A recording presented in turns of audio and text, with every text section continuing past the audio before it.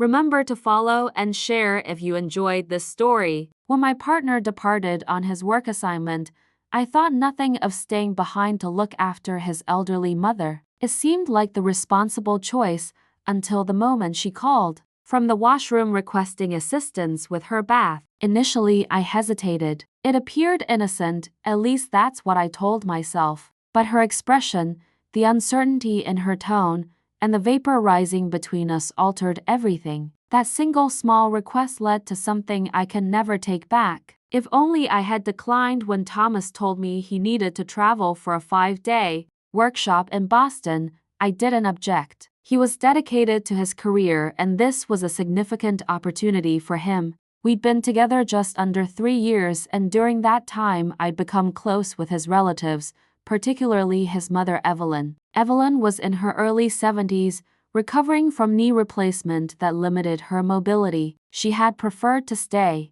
at our residence temporarily following the operation rather than employing a caregiver or relocating to a senior facility. "I don't need strangers watching over me," she had remarked with that characteristic half-smile. "Besides, your place has the room." I had consented, perhaps too readily. Evelyn was always courteous, composed, and engaging in a manner that made you feel valued, but I had never spent extended periods alone with her before Thomas's journey. Now, with just the pair of us in the house, things seemed different. The initial 2 days went smoothly. Evelyn primarily kept to herself, browsing magazines in the mornings, watching programs in the afternoons. I prepared meals for her, monitored her prescriptions, and occasionally assisted her navigate from the sitting room to the washroom with her mobility aid. On the 3rd evening, I noticed she appeared more fatigued than usual. Her movements were more deliberate, and she grimaced each time she adjusted her position on the sofa.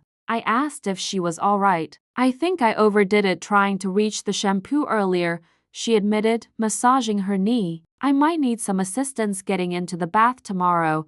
I paused, uncertain how to react. Assistance could imply various things, but I nodded gradually, concealing my unease behind a practiced smile. "Of course, whatever you need." That night I couldn't rest. My thoughts kept replaying the moment Evelyn had asked for help, the way her gaze briefly met mine, seeking reassurance. It seemed practical, I told myself, necessary, but something about it left a strange flutter in my chest. The following morning, I helped her to the washroom as promised. I ensured the surface was dry, arranged a towel, and brought her fresh attire. I waited outside while she undressed inside, communicating with her through the thin door. "Are you managing in there?" I called. "Almost," she replied. "Could you just pass me that washcloth on the counter?" I reached in, eyes averted, and handed it over. Her fingers brushed mine lightly, and I felt an odd pulse of warmth or perhaps consciousness. I quickly retreated and closed the door. That afternoon, things felt strangely quiet between us. Evelyn watched a nature program while I pretended to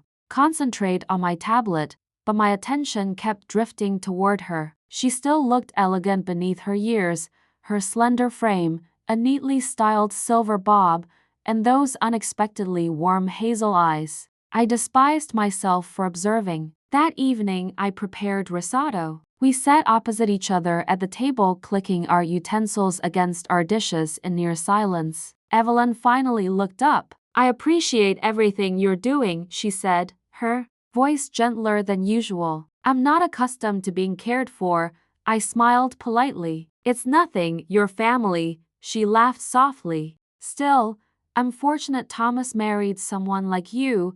The praise lingered in the atmosphere longer than it should have. I tucked a strand of hair behind my ear and gazed down at my plate, suddenly self-conscious. The subsequent days merged into a pattern. I'd help her get to the washroom, remain nearby just in case, and leave clothes ready for her. Each time I attempted to be professional, detached, but it became more difficult when I began noticing how Evelyn would observe me when I bent to retrieve something, or how her hand would occasionally linger just a moment too long when I helped her to stand. Was I imagining it? One morning, as I assisted her walk to the kitchen, she stumbled slightly. I instinctively grasped her arm, steadying her. She leaned against me for a moment and I could feel the weight of her, the warmth. When she pulled away, our faces were only inches apart. "Thank you," she murmured. I nodded, unable to speak. I was conscious of her scent, lavender and something distinctly feminine. That evening, I called Thomas. We chatted briefly and he sounded distracted.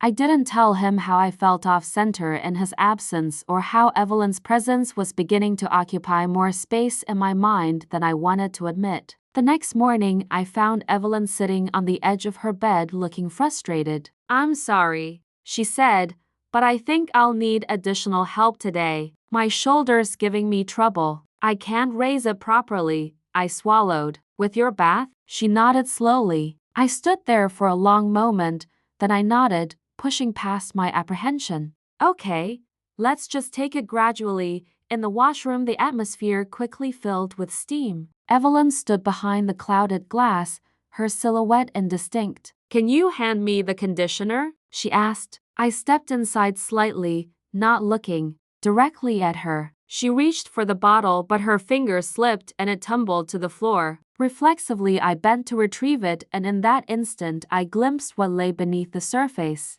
I backed out quickly, heart pounding. In my room, I sat on the edge of the bed, knees trembling. Something was shifting between us, and I wasn't certain I possessed the strength or clarity to prevent it. The next day, everything felt altered. I couldn't explain it, but something had changed. An invisible boundary had been drawn or perhaps crossed. Evelyn and I both seemed to sense it. We still moved through the same routines: breakfast, medication, light conversation, but now there were silences where there hadn't been before, moments that extended just a little too long. At breakfast, Evelyn reached for her tea and her fingers accidentally touched mine. We both froze. The contact was brief, meaningless theoretically, but it sent a surge of warmth up my arm. Her eyes flickered up to meet mine and we both quickly looked away. I tried to occupy myself with tidying, sorting laundry, anything to distract my thoughts, but it was futile. Every time I passed through the sitting room where Evelyn reclined with a cushion behind her back,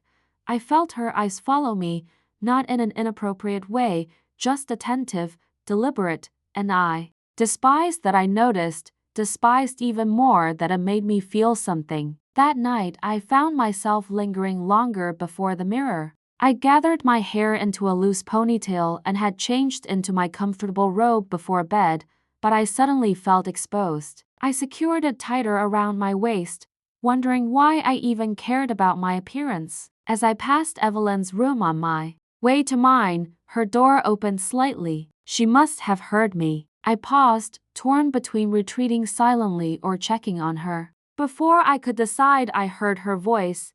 "Is that you, Claire?" "Yes," I said, peeking in. "Do you need anything?" She sat upright in bed, her reading glasses perched low on her nose, a paperback in her hand. No, just couldn't sleep." "Me neither," I admitted. She gestured gently. "Come in if you'd like." I hesitated, then stepped inside. The room smelled faintly of her perfume, floral, elegant. The lamp cast a warm glow, softening the fine lines of her face. "I was just thinking," she said, "how strange it is depending on someone again. You spend life being the capable one, the self-sufficient one, then suddenly it's like the world inverts." I nodded. "It's not weakness. Everyone requires assistance sometimes." She looked at me, really looked. "You've been so accommodating." "I don't know how to thank you for all of this." "It's fine," I said, but the way she held my gaze made my voice falter. "I mean it," she added.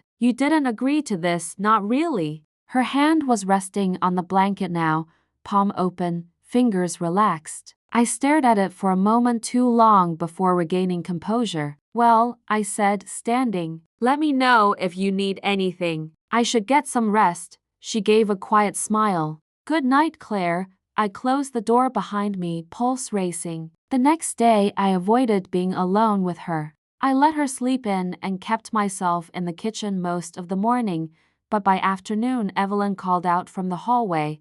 "Claire," I approached, heart already accelerating. "I think I need to bathe again," she said. "I know it's a lot to ask." Yes, it's fine, I replied softly, already knowing I wouldn't refuse. I arranged everything just like before. Towel, clean clothes, non-slip mat.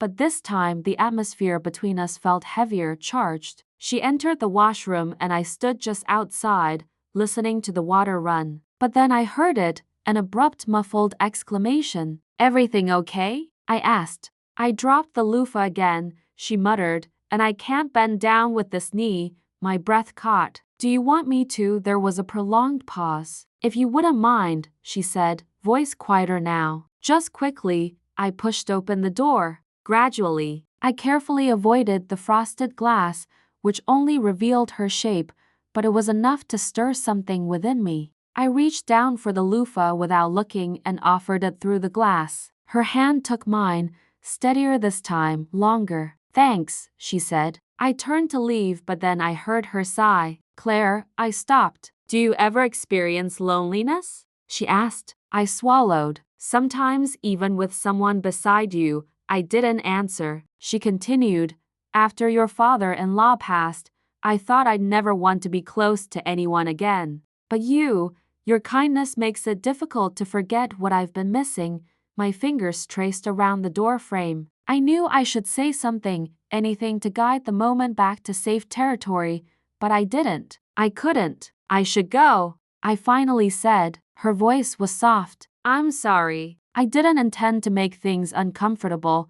You didn't, I whispered, then left. That night I dreamt of her, not in any explicit, vulgar way, just moments.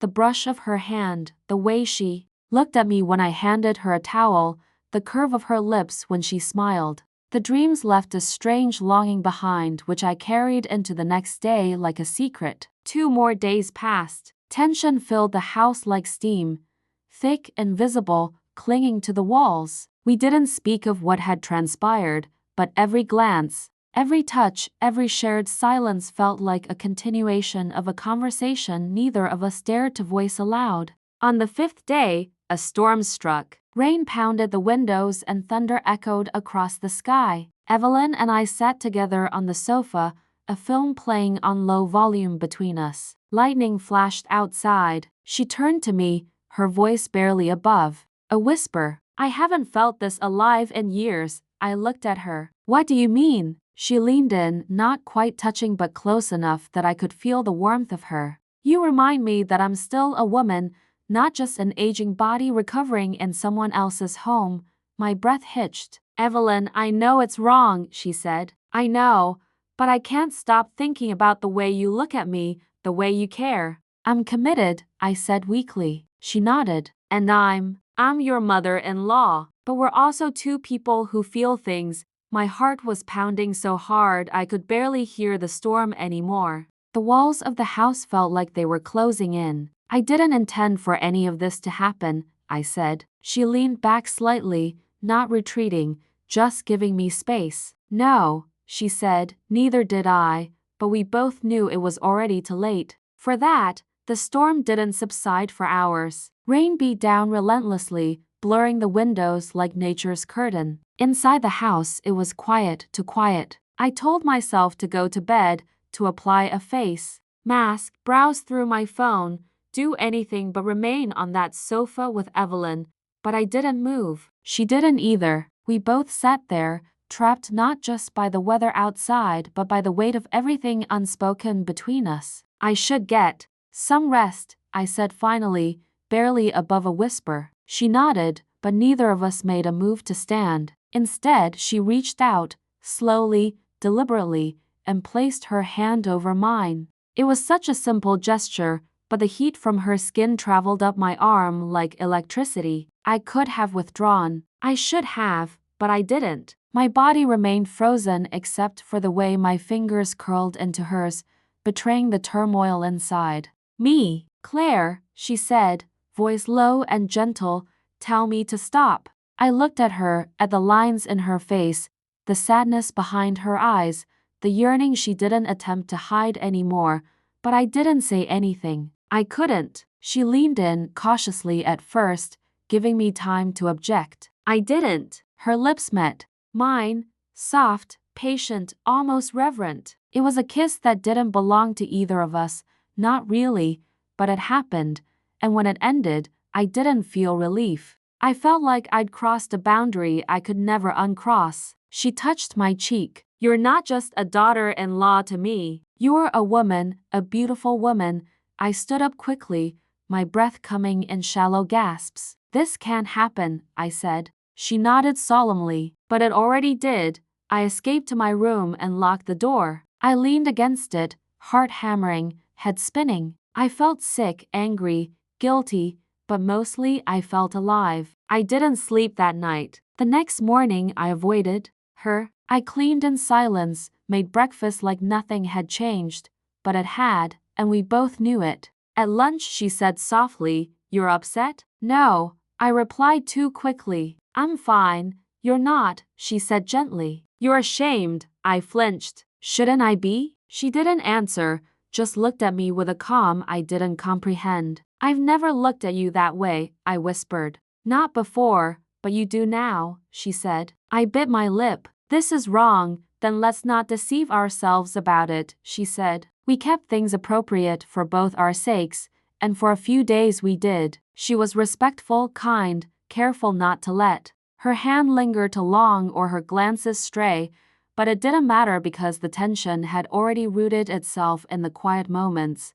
The way she smiled when I handed her tea, the accidental brushes of our hands, the way her voice softened when we were alone. Then one morning I was changing her bandage. I'd done it a dozen times before, her robe secure around her frame, my hand steady as I worked, but that day I fumbled. My fingers trembled as I peeled the gauze. Her skin was warm beneath my touch, and I tried not to notice the way her muscles tensed. She looked up at me, eyes intense. "Claire," she said. I stepped back. "I can't, but you want to, don't you?" she murmured. She stood then, slowly, with effort. The robe shifted slightly, but she adjusted it. I averted my eyes, but not quickly enough. "I think about you at night," she said. "Stop it," I said, voice barely maintaining composure. "You do, too. Don't deny it." I backed away. "This ends here. Whatever this is, it ends." But I didn't leave. She stepped closer. My back hit the wall. "You want this," she whispered, "and I want you." Her mouth hovered inches from mine. My resolve fractured. Then just when her lips brushed mine, I heard the front door open. My husband. Panic surged through me. "Get dressed," I hissed, heart leaping into my throat. I darted out of the room, smoothing my clothes, wiping my lips even though they hadn't been kissed. "Honey," came his voice. "In here," I called from the kitchen, forcing calm into my tone. He entered, damp from the rain, a tired smile on his face. "Meeting finished early. Thought I'd surprise you." I forced a smile. "You did." As he embraced me, I could still feel the heat of Evelyn's almost touch on my skin. For the remainder of the evening, I played the perfect wife. I asked about his trip, prepared dinner, even laughed at his jokes, but every time he turned away, my eyes wandered to the hallway, to Evelyn's closed door, to the secrets that now existed behind its hinges. That night, as my husband slept beside me, I lay wide-eyed, haunted. What had I done? Nothing, not really, but everything too. The next morning, Evelyn was subdued, remote. She nodded politely when I offered her coffee, kept conversation minimal. And yet, when our eyes met over the rim of her cup, there was an intensity there, a promise, one that terrified me. I found myself dressing with more attention, styling my hair differently, applying lipstick before coming downstairs. Why? Why was I doing this? My husband was right there, loving, loyal, unaware. But Evelyn, she saw me not as a caretaker, not as someone's wife, but as a woman. One afternoon, my husband left for errands. Evelyn and I were alone again. She watched me from the sofa. I tried to tidy, to stay occupied, to resist the attraction, but then she spoke. "Do you think about that kiss?" I froze. "You promised we'd stop." "I did," she said.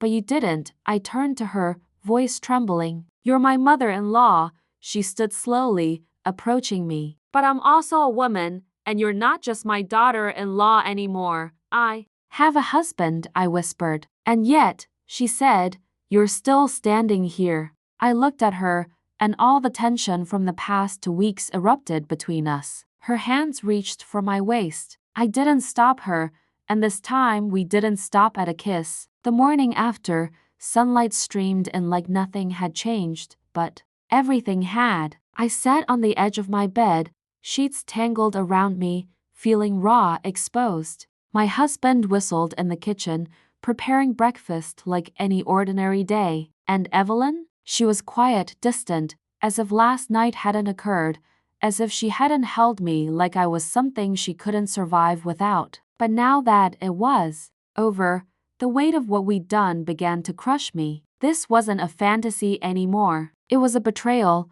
a line crossed that could never be uncrossed. I avoided Evelyn for days, guilt gnawing at me like an open wound. I couldn't eat, couldn't sleep. Every time my husband kissed my cheek, I flinched. Every time he laughed, my heart ached. One evening, Evelyn asked to speak with me alone. I followed her to the porch, heart pounding. I'm leaving, she said simply. I found a retirement community. I move in next week, I nodded, tears stinging my eyes. I'm sorry, she added, for everything. I let it happen, I whispered. I wanted it too, she shook her head. Doesn't make it right. I watched her walk away, knowing I'd never see her the same again, and I'd never see myself the same either. Some secrets don't remain buried. Some wrongs don't wash away in the bath. I helped her once, and I'll carry that moment with me forever.